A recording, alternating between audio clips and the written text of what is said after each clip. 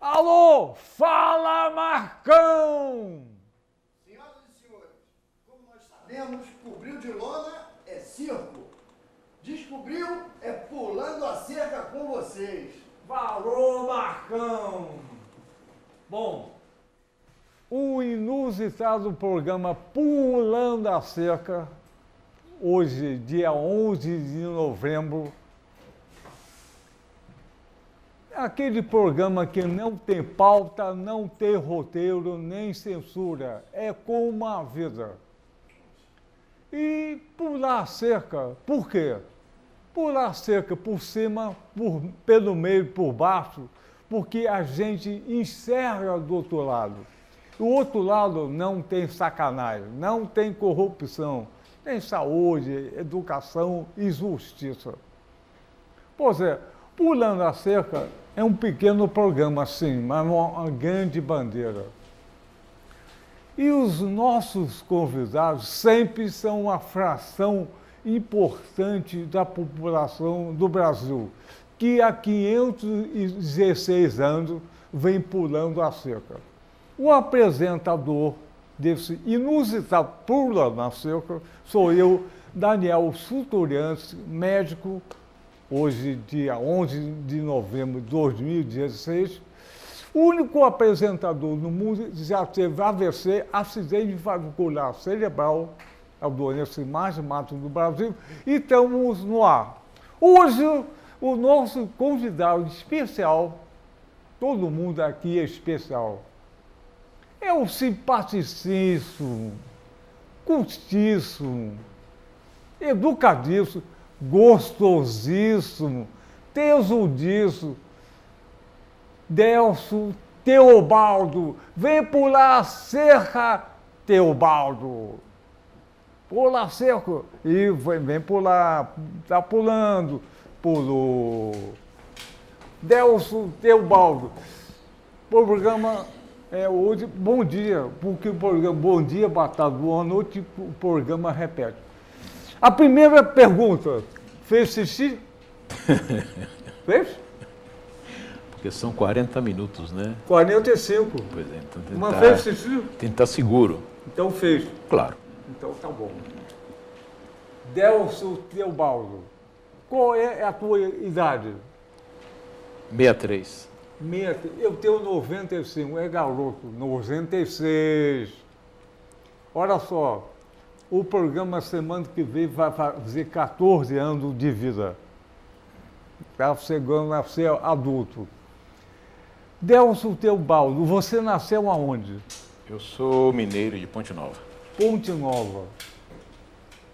E como é que foi a tua infância em Ponte Nova, Minas Gerais? Olha só, primeiro, Ponte Nova, Minas Gerais, Brasil, mundo, para a gente localizar. Que o programa vai para a internet, o cara na China pode não saber onde é Ponte Nova.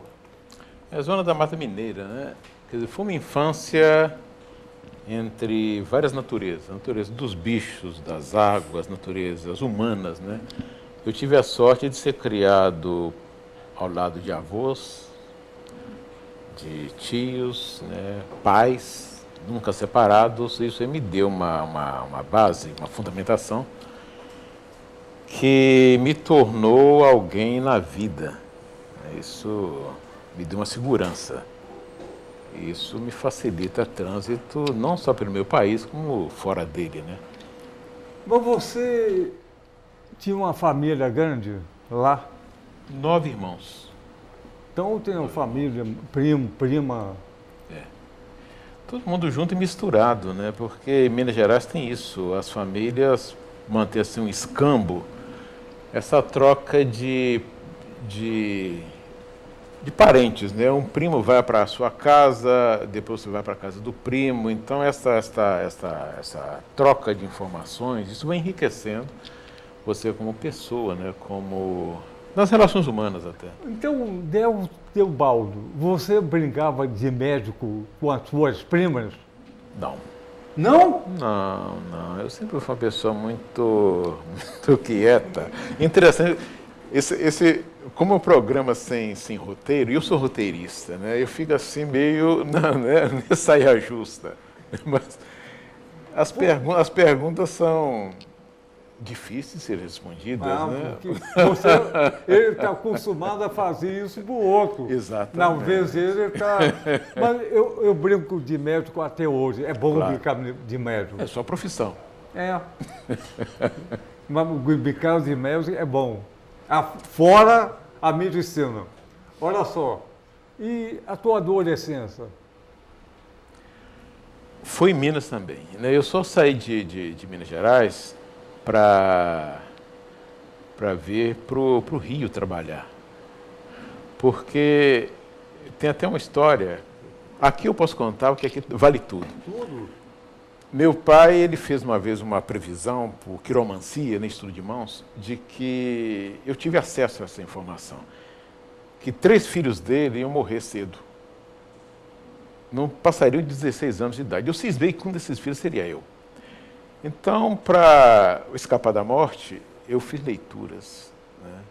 Eu falava e escrevia em francês, latim, li toda a Bíblia de cabo a rabo, né? O versículo que você pedisse eu sabia citar, li a coleção Conhecer, enciclopédia, seria o equivalente ao Google hoje, eu li tudo aquilo, né? Os filósofos, os existencialistas todos. Aí, me preparando para morrer aos 16, morrer sábio. Escapei. Quando cheguei aos 20, pensei, caramba, não morri. E foi aí que eu decidi vir para o Rio de Janeiro, né? Larguei tudo em Minas Gerais, só trouxe o conhecimento que eu tinha e vim para cá para trabalhar como radialista. E foi assim que eu comecei minha vida profissional, no rádio. Então, como é que o rádio entrou em você, você entrou no rádio? Daniel, uma vez eu estava passando numa praça com meu pai e vi um locutor, José Cunha, o maior locutor esportivo que esse país, né, fabricou. Eu passo e vejo aquele homem no segundo andar, no sobradinho onde ele morava, e perguntei ao meu pai, quem é aquela pessoa? Ele falou, aquele é o Zé Cunha. Eu falei, o que ele faz? Ele é locutor. Eu falei, o que é locutor? Meu filho, locutor é alguém que fala para o mundo. Foi engraçado, então eu quero ser isto. Alguém que fala para o mundo. Depois eu me tornei amigo do Zé Cunha, mais do que amigo, eu falo que o Zé Cunha foi meu pai profissional, né? Porque ele me deu a primeira chance no rádio, me ensinou a falar em microfone e me trouxe para o rádio, né? Abriu caminhos para mim e me levou para a televisão. Então, você está colocando o roteiro, mas eu posso fazer uma pequena interpretação disso. Você achou que aos 16 anos, pela quiromancia, ia morrer. E foi ler o mundo. Quando o teu pai, a seguir, falou, o locutor fala para o mundo, tinha uma ligação muito inconsciente e legal também. Você se preparou para falar para o mundo. Não é por acaso. É de certa maneira sim, porque, como eu falei com você nos bastidores, né, eu tenho 8 currículos. 8 currículos. Então, cada um serve para determinado caminho que eu escolho seguir. Se preparou aos 16 anos para fazer tudo isso? Porque às vezes, quando falam comigo, como eu vou te apresentar? Eu falei, vocês querem falar com o escritor? Apresenta como escritor. Se é sobre música, né, eu sou músico. Né, eu componho, arranjo, toco violão, toco percussões. Ao músico, não, eu quero falar vamos falar com o roteirista, o cineasta. Tudo bem. Então, para cada um desses segmentos, né? Mas, na verdade, isso não é mitidez, não, como se diz em Minas Gerais. Não é que eu saiba muito, não. É porque são humanas. Né? São relações humanas. Até se falar sobre física quântica, eu arrisco. Porque, no fundo, é uma experiência humana sobre a Terra. Né? Então, você tem de ser diverso. Né? Então, Delcio Teobaldo, a pessoa, um homem que livrou a morte, e trouxe a vida. Sabe o que você falou em hoje, modalidade? Vamos, no começo, falar uma das maiores crimes da humanidade. A escravidão, o racismo e a morte. Vamos falar do Valongo. O programa é sobre o Valongo também. E o Delcio Teobaldo participou na formação desse livro, falo do Valongo, A Roda dos Saberes. Vamos falar do Valongo. Da tua visão, o que é Valongo? O que foi Valongo, o que é? Quando eu aceitei editar esse livro, né? Eu mais um grupo de intelectuais, de fazedores, né? Eu, Carlos Alexandre e outros, a ideia era tirar do consciente coletivo essa ideia de que preto é só pé e mão de obra, né? O preto serve para tocar pandeiro, bater tambor, então jogar futebol e sambar. Mas nós somos cabeças pensantes também. Então a ideia seria essa, criar uma roda dos saberes em que o preto tivesse voz. Feliz ou infelizmente, vamos buscar na academia e poucas vozes de pretos aí aparecem no livro. Na maioria com exceção do editor e da produtora executiva, né, a Ana, que são pretos, os outros são todos brancos. Mas há uma consciência sobre o preto, é uma consciência negra embutida. Porque o caso do Valongo, eu conheço aquilo ali, não é de agora. Antes de fazer escavação, agora do Porto Maravilha, eu já trabalhava ali. O meu interesse pelo caso do Valongo, por aquela área, né, por aquele sítio, foi Machado de Assis. Eu ficava intrigado como um menino epilético, gago, órfão de pai e mãe, conseguiu sobreviver no Brasil ainda na época da escravidão. Ele nasceu em 1839. Né? Como ele conseguiu sobreviver e ser Machado de Assis? Porque esse carioquinho ele estaria até hoje. Né? Se você passar esse perfil, o menino é gago, epilético, isso e isso. Tem futuro? Não tem futuro. Mas ele driblou a morte. E foi Machado de Assis. Isso me intrigou, eu comecei a pesquisar Machado, subi o Morro da Providência, onde ele nasceu, vi os fragmentos da casa onde ele morou, e comecei a imaginar como foi viver naquela época, né, sendo Machado de Assis.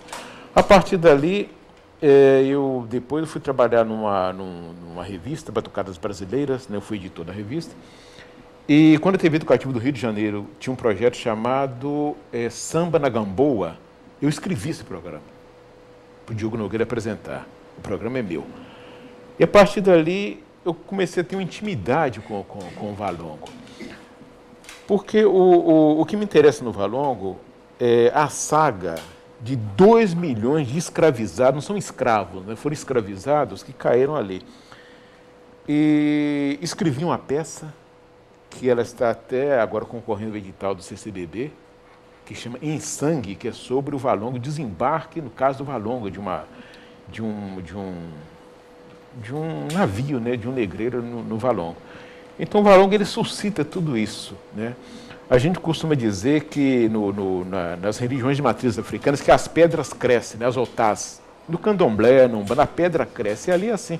Você olha aquelas pedras do cais, aquelas pedras gritam. Elas gritam. Não há silêncio nas pedras, né? Essas pedras elas gritam. Porque você passa ali, você observa aquilo, não é... Quando você tira a calçada, né, que era o caso da Imperatriz de cima daquilo ali, tudo aflora. Então você pensar que foi capaz, licença, de reunir uma série de intelectuais, fazer um livro como este, com a qualidade gráfica como essa, feito por uma francesa, já foi lançado na Europa, na Inglaterra, está correndo o mundo. E isso, quem despertou isso foram as pedras. Então você vê que pedra tem voz, né? Ainda mais nessa cultura, né? Dessa cultura de matrizes africanas. Então essa magia, para mim foi muito difícil trazer isso à tona. Dificílimo. Porque você pega várias vozes e tende a dar um encadeamento, né? Fazer com que essas vozes tenham uma linha, um pensamento unificado a favor do território dos pretos, né? Que é um território que não só ele está ali sediado, sitiado no Valongo, mas que se espalha pelo Rio de Janeiro como um todo. Como um todo. Então isso aí eu acho que merece uma reflexão,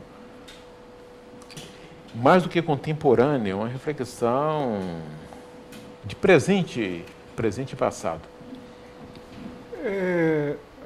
Delcio Teobaldo, eu acho que essa reflexão, essas presas que têm vida, merecia uma instituição que pode se chamar museu ou não, daquele tempo da escravidão, do racismo e da morte. Parece que essa história não está escrita, ou está ocorrida, está obstruída, com censura total. O Valongo começou a trazer uma história que o Brasil não conhece. Então, eu acho que uma instituição tipo o Museu da Escravidão, do Racismo, não que for, é um ponto, um ícone de trazer a história do Brasil que houve para no futuro ou no presente não haver isso, que continua essa visão. Não, o negro fez, o negro mora na periferia, o negro é menor, é infantil, é pequeno, e o branco cada vez sobe mais. Então, essa história se trata de pessoas, não de cor. E essa história continua vigindo no Brasil. Então, o museu pode ser uma casa pequena, grande, é um ponto. O Valongo, com as pedras, começou. E as pedras vão formar uma instituição, sim. E o Delcio, eu acho que você tem uma grande responsabilidade em atuar outras profissões que tornar isso real. Daniel, o interessante disso é que há uma oralidade, né? Porque, apesar de ali estar tudo lajeado antes da escavação para descobrir as pedras do cais, do Valongo, onde chegava, onde pisou, onde a escravaria pisou, quem morava no entorno, naquele sítio ali, já falava, tem alguma coisa aí embaixo. Né? Então, a oralidade não era o Brasil letrado, um Brasil que se fundamenta pela oralidade. Já sabiam daquilo ali, já sabiam da existência. Então, quando a gente fala em museu, eu sou uma das pessoas que luta por isso, né? De uma forma não efetiva, porque eu não tenho essa política junto com o poder público, mas pelo meu intelecto, né? Eu posso falar. Mas é necessário criar ali, não aquele museu nos padrões do que é um museu. Sim, né? Botar ali um lugar com as peças. Hoje em dia, até a formatação hoje não é mais essa, né? Mas seria um museu territorial. Porque se você vê no Pavãozinho, no Jacaré, nos Morros Cariocas, já existe uma identidade de território de pretos. Então, ali seria só um indicativo. Você chega no museu, no caso Valongo, ali naquele prédio feito por André Rebouças, onde funcionava o Docas Pedro II, a partir dali a pessoa vai se informar onde eu posso vivenciar essa cultura de pretos. No Jacarezinho, no trem do samba, e por aí você vai fazendo o caminho que os pretos fizeram. Porque é a partir dali que eles eram mandados para o Vale do Paraíba, que vai para a fazenda de café, vai atender essa família, isso. Vai ser, quer dizer, a Catarininha, né? Porque toda pessoa tinha uma Catarininha. Catarininha é aquela negrinha adolescente que ficava ali para servir aos filhos dos senhores sexualmente, na iniciação sexual, e também para servir, lavar os pés despejar os urinóis da patroa e coisa e tal. E também os meninos, que eram os manés gostosos. Então toda a família tinha um mané gostoso, que era um pretinho para o branco subir em cima e fazer de cavalinho. Não vou dizer que mudou. Não vou dizer que mudou, não. Não vou dizer que mudou porque a história, né, quer dizer, o exemplo, né, do que era, se você pensar bem, que naquela época, quando chegava um lote de escravos, que era assim, que chamavam de refúgio, né, não vale nada, que a igreja lutava para comprar aquele lote de escravos, para quê? Para pedir esmola. Aí você passa na rua Uruguaiana, aquela igreja dos pretos ali no início do Uruguaiana, até hoje você vê fragmentos dessa cultura perversa, são aquelas mulheres pretas, meninos pretos pedindo esmola, vendendo vela. Porque isso já existiu. A igreja comprava esses pretos para pedir esmola.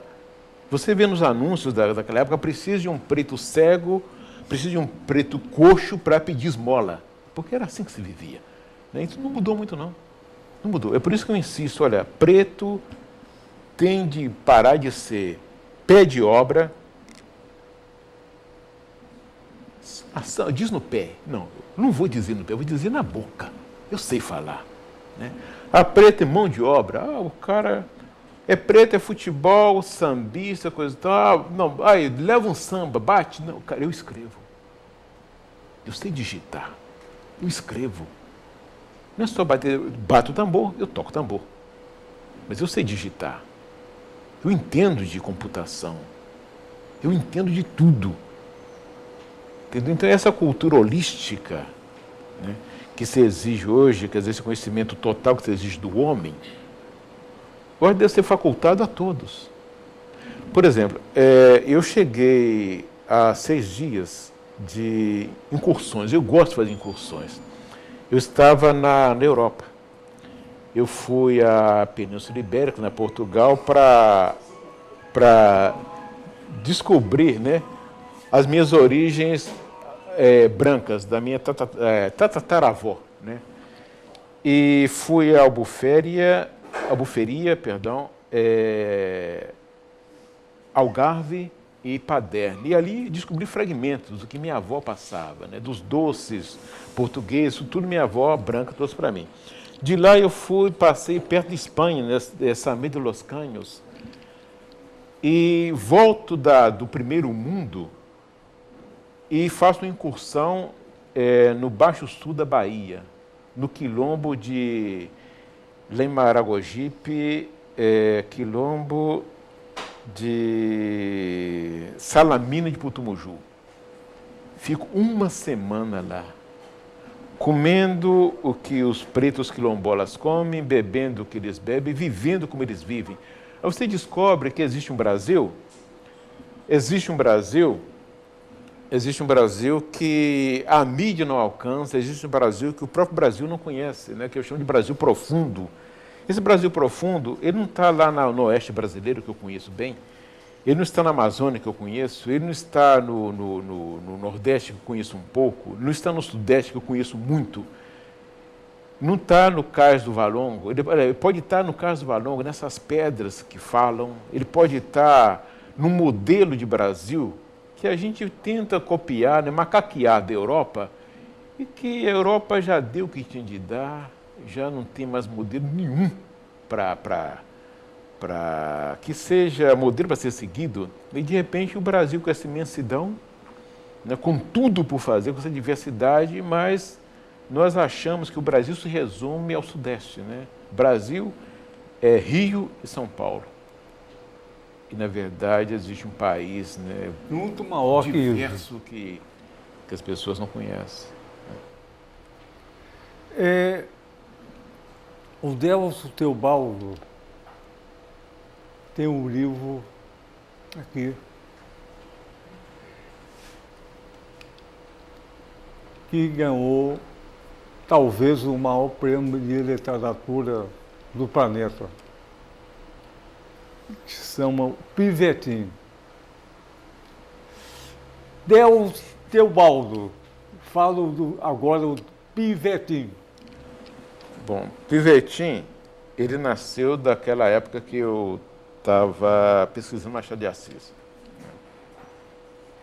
Eu estava pesquisando Machado e tinha um programa na TV Educativa do Rio, o Atitude.com.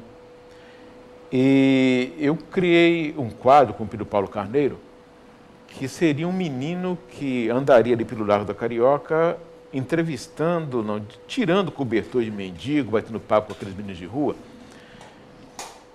E eu queria um repórter. Chegamos até a fazer teste com alguns meninos, mas depois o juizado de menores proibiu, né? Não poderia expor uma criança a uma situação de risco, né?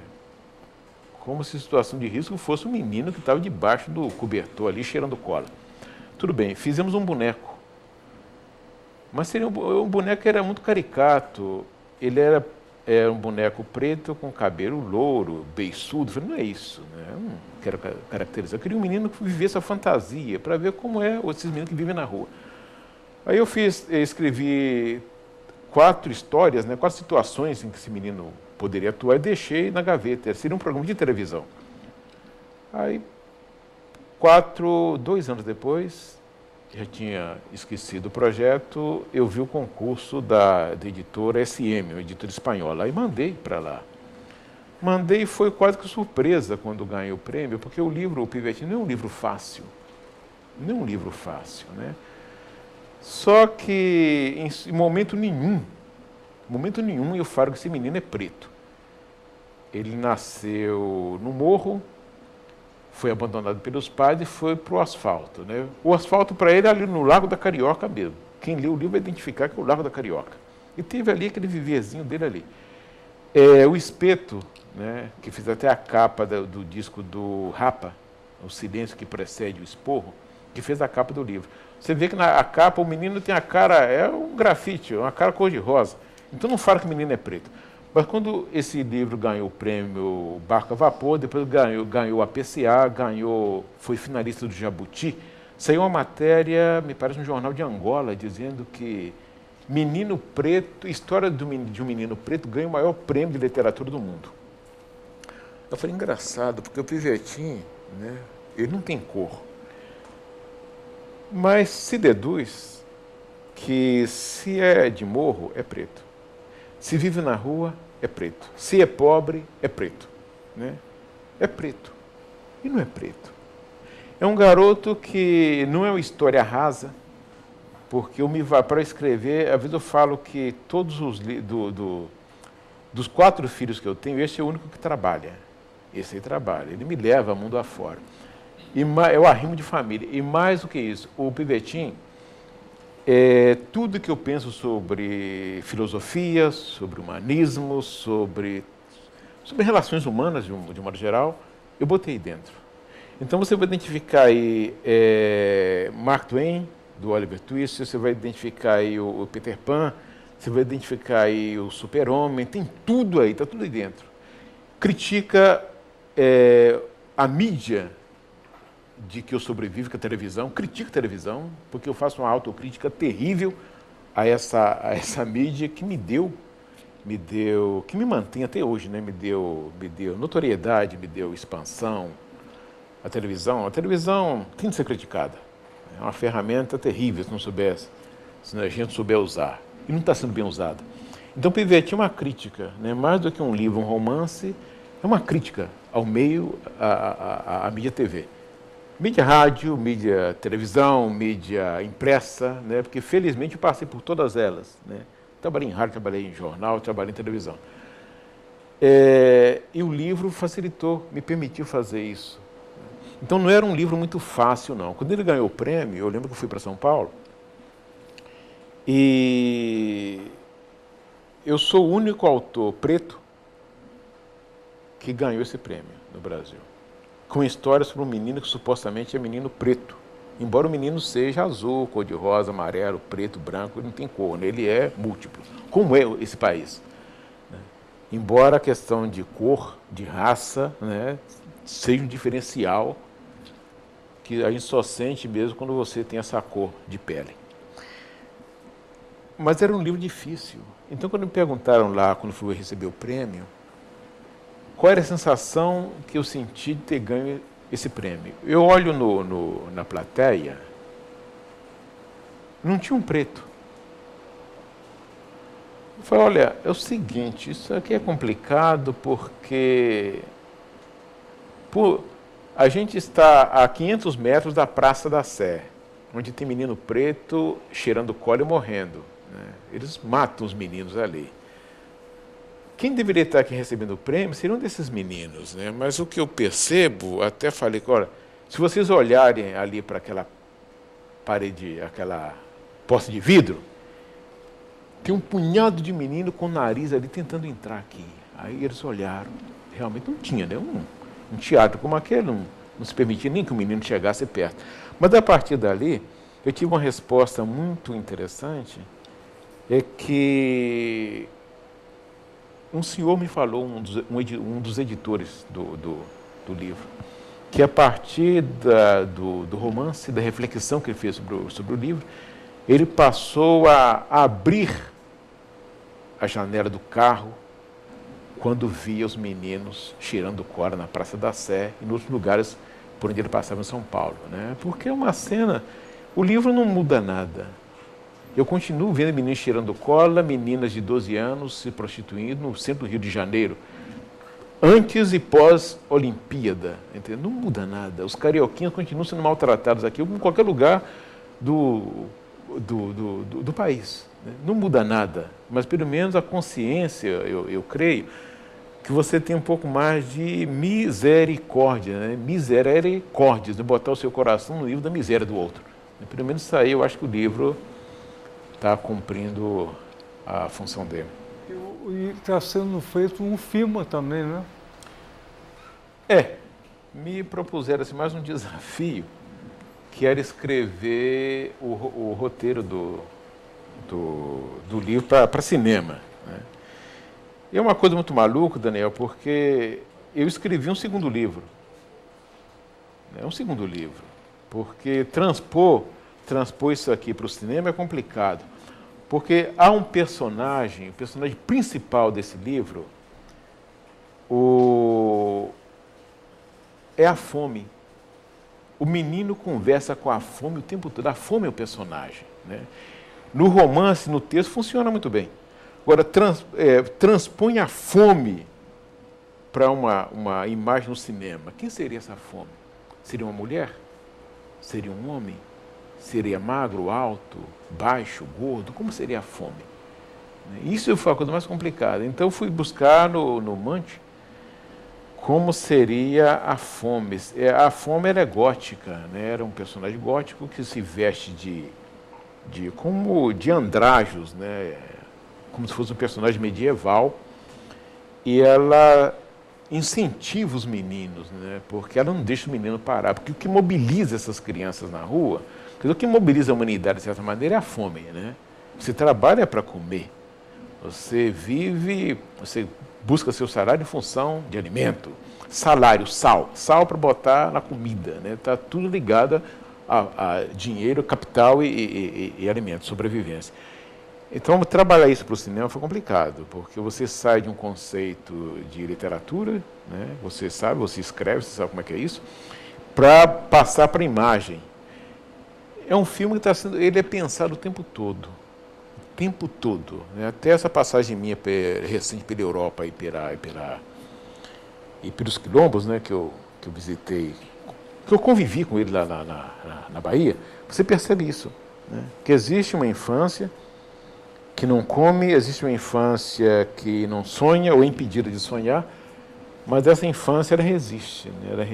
Ela come o que dão através da cesta básica, não é o que ela quer comer, é o que dão, né? E não é que ela goste disso, não, porque às vezes eu estou até comentei com minha mulher, falei com você nos bastidores, é muito universitário. A academia vai muito nos quilombos estudar os quilombos, estudar os pretos. E se fosse inverso, se os pretos viessem para cá para estudar os brancos?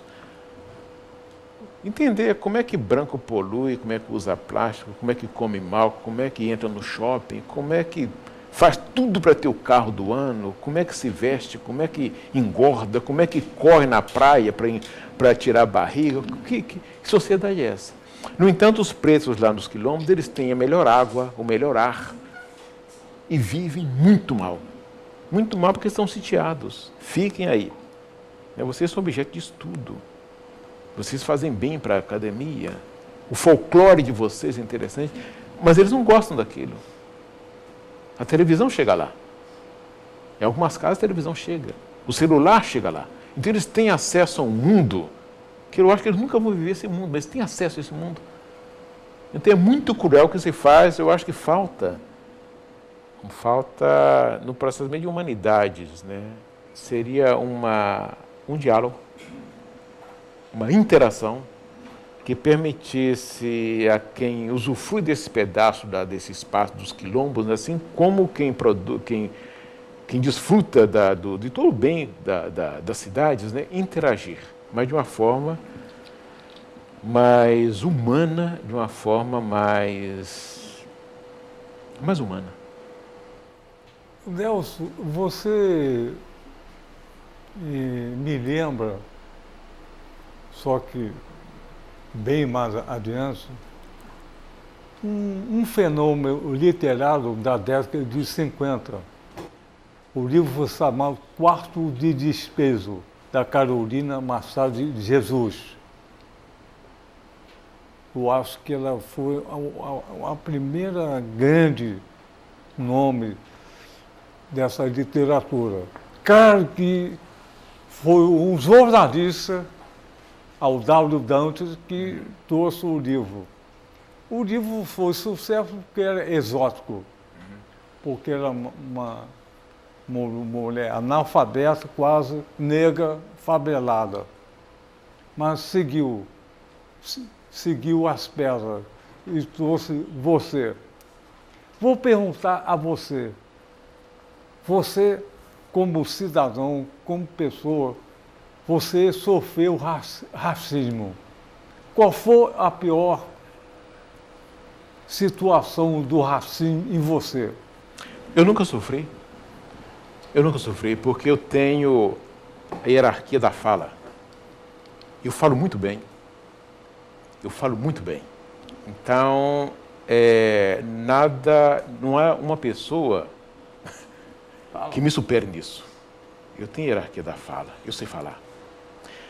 A Carolina de Jesus, assim como Clementina de Jesus, né, foram pessoas descobertas. Eu acho isso terrível. Literatura para mim é Machado.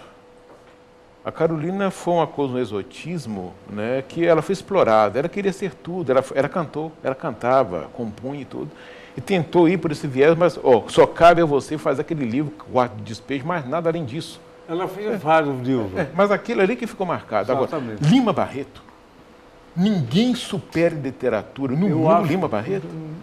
É fantástico o Lima Barreto. Pois é. Então, Daniel, quando as pessoas falam comigo, eu lembro quando lancei esse livro, perguntaram para mim, como foi a sua infância como menino de rua? Eu falei, nunca fui menino de rua. Eu não faço aula, não é autobiografia, não é isso. Né? Eu sou ficcionista. Tudo que está aqui é ficção. Eu sou criador. Né? Eu não vou falar, eu nunca fui menino de rua. Eu tive pai, tive mãe, comia todos os dias, tomava café, estudei filosofia, fiz jornalismo.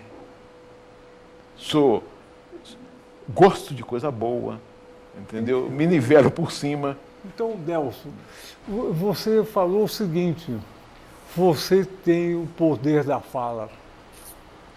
E provavelmente o branco tem o poder da fala. Mas o preto tem pouco poder da fala. E você tem uma enorme responsabilidade em falar e fazer pela aquela pessoa que não consegue falar nem fazer. A fala é tudo mundo branco. O mundo branco vive da fala. E você chegou a entender isso. E o branco é refratário a quem fala. É verdade.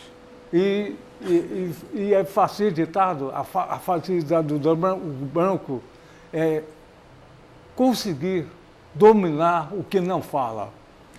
Daniel, nós viemos de uma geração... Um momentinho só. E academia é só falar.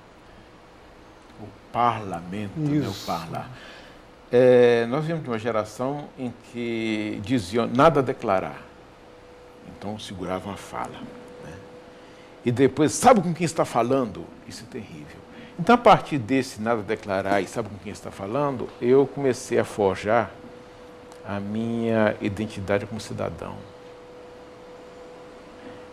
É você tirar de dentro, né, eu vou falar assim como preto, Xangô.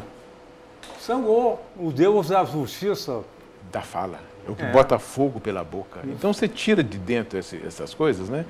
Porque, olha, eu fui criado pulando a cerca, né? Com um pé lá e outro cá. A avó branca e a avó preta. A avó branca era católica apostólica romana, e a avó preta era macumbeira. Então, isso aí foi forjando a minha personalidade, entre isso e aquilo, para buscar quem realmente eu sou. Então, hoje, quando eu recebi há 2 anos atrás o título de cidadão honorário do Estado do Rio de Janeiro. É do Estado do Rio. Porque nem é meu estado é Minas, né? Eu vim para o Rio de Janeiro e mereço o título de cidadão honorário do Estado do Rio de Janeiro. Isso me dá o status de ser deputado estadual. É um status, né? Não é qualquer pessoa que ganha um título desse. Eu falei, caramba, eu acho que a trajetória até aqui foi bem traçada, né? Está sendo cumprida com respeito até, respeito. Porque é que eu falo com você, quando eu dou um passo no primeiro mundo, em 2010 eu estive em Londres, fui para Londres lançar o Pivetim. No ano seguinte eu fui para a Índia. Então, quer dizer, fiz uma incursão na Índia, fizemos 3 cidades, Pune, Goa e Mumbai, tocando fui como músico, e você fica tentando entender como é isso, né? Você sai da Inglaterra e vai para a Índia, e depois eu vim para o Brasil e chego no meu país, que é o melhor país do mundo. Por quê? Está tudo por fazer. É caótico, desordenado, mas é porque a gente está no Rio e São Paulo. Existe um Brasil, existe o Acre, existe Rondônia, existe Belém do Pará, existe a Amazônia. Você não sabe que mundo é aquele. É um país que a televisão se nega a mostrar, que não vem à tona. É um Brasil único. É este Brasil que me interessa. Eu estou com os pés aqui, mas estou com o olho lá naquele Brasil, no oeste brasileiro. Ninguém sabe o que é o oeste brasileiro, ninguém sabe. Ninguém sabe o que é Rondônia, ninguém tem ideia do que seja isso. Isso tudo é Brasil. Lamentavelmente, o nosso tempo terminou. 15 minutos no dentista é 6 horas. 1 hora no motel é nada. Então, vamos terminar cantando. Mas vamos terminar dizendo o seguinte: o nosso convidado, Delcio Teobaldo, é o homem que fala. O homem que fala, o homem que fala. Então, vamos terminar o programa, que para mim foi muito agradável, que apesar da minha vozinha de AVC, que não, é uma fala AVC-izada. Vamos terminar cantando. 1, 2, 3, pulando na cerca com vocês. Vamos cantar. 1, 2, canta. 1, 2, 3, pulando a cerca com vocês. Pulando a cerca com vocês. Um Brasil sem racismo. Um Brasil grande. Um Brasil que fala. Mas um Brasil com diferenças. Exatamente. Porque se não tiver diferença, não tem conflito. Se não tiver conflito, não tem crescimento. Se não tiver crescimento, não tem diálogo. Então, o diálogo é a fala. É isso. Então, valeu! Valeu! Daniel, obrigado. Um abraço. 1, 2, 3, pulando a cerca com vocês mais uma vez.